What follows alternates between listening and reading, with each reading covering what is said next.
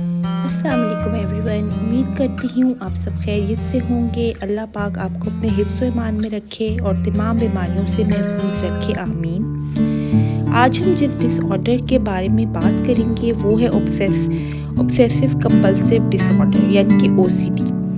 सबसे पहले हम बात करेंगे सिम्टम्स की, यानी ओसीडी की निशानियाँ क्या होती हैं। जैसे इसके नेम से ही आपको समझ आ गई होगी कि ये क्या बीमारी है। पहले सिम्टम है ऑब्सेशन, दूसरा सिम्टम है कंपल्शन। पहले देखते हैं ऑब्सेशंस क्या होती हैं। ऑब्सेशंस में पेशेंट के माइंड में कोई ऐसा ख्याल या तस्वीर आती है जो कि बार बार उसके दिमाग में आती रहती है, चाहे वो कोई भी काम कर रहा हो, घर का काम कर रहा हो या पढ़ रहा हो या कहीं दोस्तों के साथ गया हो, वो सोच और इमेजेस उसका पीछा नहीं छोड़ती और बार बार उसके दिमाग में आती रहती हैं। और ये ऐसी सोचें और ख्याल होता है जिनके बारे में इंसान को पता होता है कि ये एक इलॉजिकल ख्याल है, इसकी इम्पोर्टेंस नहीं, लेकिन ये सब पता होने के बावजूद भी वो इन सोचों से जान नहीं छुड़ा सकता और ये सोचें उसके अंदर एंजाइटी यानी घबराहट पैदा करती हैं। अब इन सोचों की कुछ एग्जाम्पल देख लेते हैं। सबसे कॉमन ऑब्सेशन है ऑब्सेशन ऑफ कंटेमिनेशन, यानी गंदगी का वहम। जब ये वहम होता है तो पेशेंट को लगता है उसका हाथ या जिस्म गंदे हैं और ये सोच इंसान के दिमाग में बार बार आएगी, चाहे वो कुछ भी कर रहा हो, जैसे घर का काम या स्टूडेंट हो या हाउसवाइफ हो, कुछ भी, लेकिन ये ख्याल उसके दिमाग में बार बार आएगा कि उसका हाथ और जिस्म गंदे हैं। और पेशेंट को पता है ये सोच गलत है, ऐसा कुछ नहीं है, लेकिन फिर भी आप इस सोच को रोक नहीं सकते और आप थक कर दोबारा अपने हाथ धोना शुरू कर देते हैं या नहाना शुरू कर देते हैं। इन बिहेवियर्स को जो आप इन सोचों को ख़त्म करने के लिए करते हैं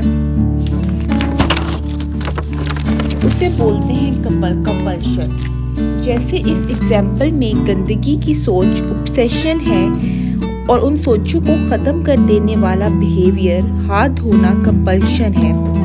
और काफ़ी दफ़ा ऐसा होता है कि पेशेंट का दिल नहीं मानता कि हाथ साफ़ हो गए हैं। 3 से 4 दफ़ा हाथ धोने पड़ते हैं, लेकिन उनके दिल में तसल्ली नहीं होती कि हाथ साफ़ हो गए हैं। हालांकि वो जानते हैं कि हाथ साफ़ हो गए होंगे, लेकिन फिर भी दिल को तसल्ली देने के लिए वो कई बार हाथ धोते हैं। और पेशेंट बताते हैं कि हाथ धोकर उनके हाथ ज़ख्मी हो जाते हैं, ड्राई हो जाते हैं, लेकिन उनको तसल्ली नहीं होती। तो ये ऑब्सेशन एंड कंपल्शन कहलाते हैं ओसीडी की बीमारी। अभी हमने ऑब्सेशन की सिर्फ एक एग्जाम्पल ली है और कई तरह की ऑब्सेशंस होती हैं। जैसे कुछ को वहम होता है कि काम सही तरह से नहीं हुआ, जैसे कुछ लोग बार बार जाकर चेक करते हैं कि उन्होंने दरवाज़ा बंद किया है कि नहीं किया, चूल्हा बार बार जाकर चेक करते हैं, लाइट को चेक करते हैं कि उन्होंने बंद की है कि नहीं की। हर काम कई दफ़ा करने के बावजूद भी उनको तसल्ली नहीं होती कि काम सही तरह से हुआ है। और तसल्ली करने के लिए कुछ पेशेंट्स अपने घर वालों से भी चेक करवाते हैं, उनको दिखाते हैं कि देखो ये काम मैंने किया है कि नहीं। इस ओसीडी में वहम होता है और बार बार रीअश्योरेंस की ज़रूरत पड़ती है। तीसरे सिम्टम्स में कोई अजीब सी सोच, जैसे किसी मज़हब को लेकर या गॉड को लेकर या किसी सेक्सुअल कंटेंट को लेकर बार बार आती है। इसमें वायलेंट सोचें भी आती हैं, जैसे अचानक पेशेंट का दिल करता है कि वो किसी को मार दे या ख़ुद को मार दे, किसी छत से छलांग लगा दे।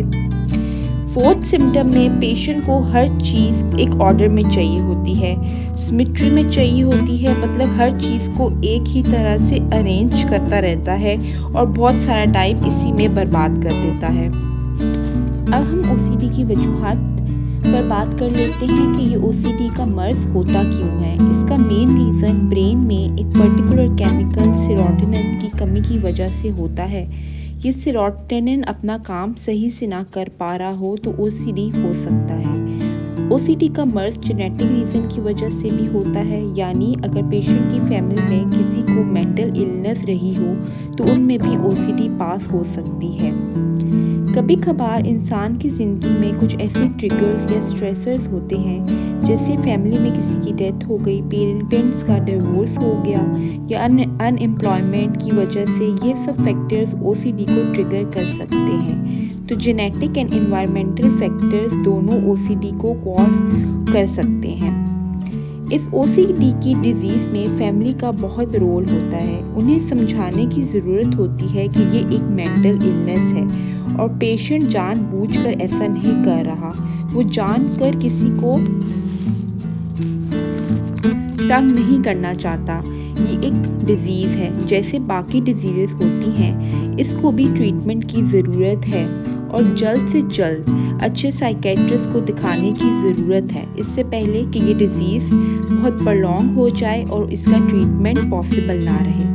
अब ओसीडी की ट्रीटमेंट की बात कर लेते हैं। जैसे कि हमने पीछे बताया कि ओसीडी ब्रेन में सेरोटोनिन की कमी की वजह से होता है, तो हम ओसीडी के ट्रीटमेंट में 2 ऑप्शंस यूज़ कर सकते हैं। एक है मेडिकेशन, दूसरा है साइकोथेरेपी यानी काउंसलिंग। सबसे पहले हम मेडिसिन्स की बात कर लेते हैं। ओसीडी में ऐसी दवाइयाँ दी जाती हैं जो ब्रेन में सेरोटोनिन को बढ़ाती हैं और ओसीडी के सिम्टम्स को कम करती हैं। ये मेडिसिन्स SSRIs कहलाती हैं। कभी कभार SSRIs के साथ कॉम्बिनेशन ऑफ एंटी डिप्रेसेंट्स भी दी जाती हैं। इन दवाइयों के साथ ज़रूरी है कि इनके कुछ टाइम के लिए कंटिन्यू रखा जाए, क्योंकि इनका इफ़ेक्ट ये 3 से 4 हफ्तों के बाद होना शुरू होता है और बाज़ दफ़ा पेशेंट भी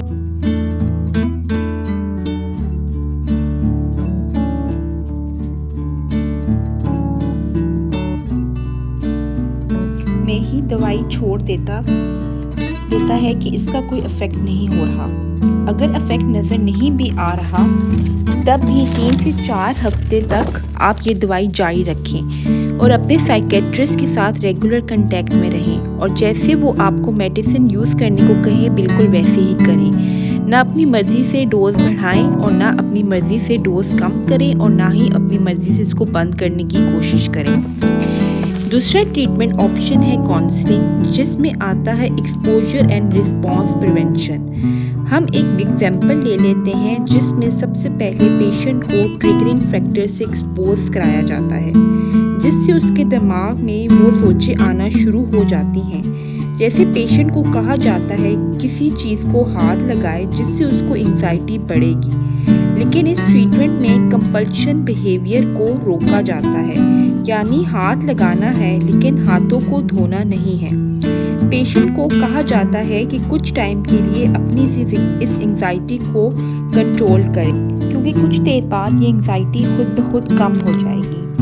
इस ट्रीटमेंट के दौरान 12 से 24 वीक तक एक साइकियाट्रिस्ट हर वीक आपका सेशन लेता है।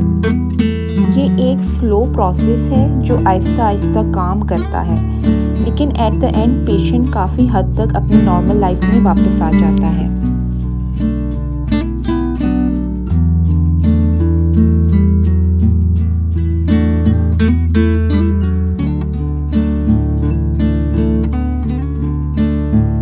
तो ये था आज का टॉपिक ओसीडी। उम्मीद करती हूँ आपको ये पसंद आया होगा। अगर पसंद आया है तो लाइक कीजिएगा, कमेंट कीजिएगा और मेरे चैनल को सब्सक्राइब कीजिएगा। Thank you so much. अल्लाह हाफिज़।